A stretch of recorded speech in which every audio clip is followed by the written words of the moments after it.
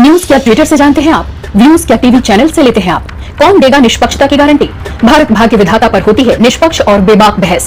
सबको सुने, न्यूज को समझें और फिर अपना व्यूज बनाएं। बीबीवी टीवी, जानिए भारत के भविष्य की दिशा और दशा हमारे साथ। नमस्कार, एक बार फिर स्वागत है आपका हमारे चैनल बीबीवी टीवी पर और मैं हूं आपके साथ ईशा गर्ग। पिछले कुछ चुनावों से लाडली बहना पॉलिटिक्स राजनीतिक दलों के लिए चुनावी जीत की गारंटी बन गया है। मध्य प्रदेश हो या महाराष्ट्र या फिर झारखंड, इन राज्यों में महिलाओं को दिया गया डायरेक्ट कैश बेनिफिट सत्ताधारी दलों के लिए सरकार बनाने का वरदान साबित हुआ।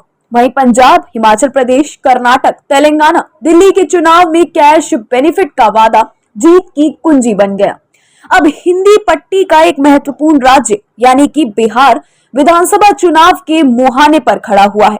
बिहार चुनाव के दिन जैसे जैसे करीब आ रहे हैं, वैसे वैसे लाडली बहन पॉलिटिक्स को लेकर चर्चा तेज होती जा रही है। आपको बता दें कि बिहार विधानसभा में विपक्ष के नेता और महागठबंधन की ओर से मुख्यमंत्री पद का उद्घोषित बिहार विधानसभा में विपक्ष के नेता और महासंगठन की ओर से मुख्यमंत्री पद का अघोषित चेहरा माने जा रहे यानी कि तेजस्वी यादव सत्ता में आने पर माई बहन मान योजना लाकर महिला के खाते में हर महीने 2500 रुपए भेजने का वादा कर चुके हैं। तेजस्वी यादव के इन दावे को काउंटर करने के लिए लाडला मुख्यमंत्री नीतीश कुमार की सरकार के भी जुलाई तक ऐसी कोई योजना लागू करने की चर्चा है। हालांकि सरकार या सत्ताधारी गठबंधन में शामिल किसी दल की ओर से इसे लेकर कोई ऐलान नहीं किया गया। सवाल उठ रहा है कि बीजेपी चुनाव से पहले सूबों में लाडली बहन पॉलिटिक्स की चर्चा क्यों हो रही है? बिहार में लाडली पॉलिटिक्स की चर्चा के पीछे महिला मतदाताओं की तादाद के और वोटिंग पैटर्न्स भी है। 1 जनवरी 2025 को आधार मानकर चुनाव आयोग की ओर से जारी की गई मतदाता सूची में कुल मतदाताओं की तादाद बढ़कर 7 करोड़ 80 लाख पहुंच गई है। महिला मतदाताओं की संख्या भी 3 करोड़ 72 लाख के करीब है। पिछले कुछ चुनावों का वोटिंग पैटर्न देखें तो महिला मतदाता वोट डालने के लिए पुरुष के मुकाबले अधिक संख्या में घर से निकली। महिलाओं वोटर्स का टर्नओवर पुरुषों के मुताबिक बेहद अधिक है। बिहार विधानसभा के पिछले 3 चुनावों में महिला मतदाताओं का टर्नआउट पुरुषों के मुताबिक बेहद अधिक है।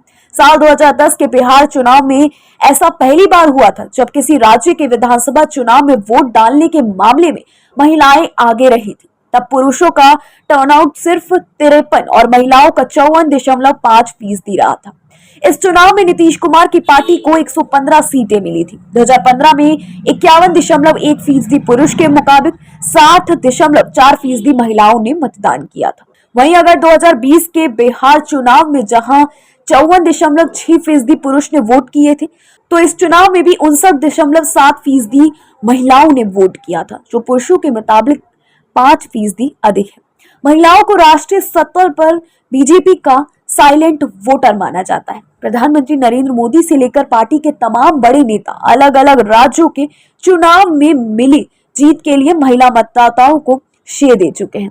लेकिन बिहार में तस्वीर थोड़ी अलग है। बिहार में महिला वोट बैंक को नीतीश कुमार और उनकी पार्टी जेडीयू का कोर वोटर माना जाता है।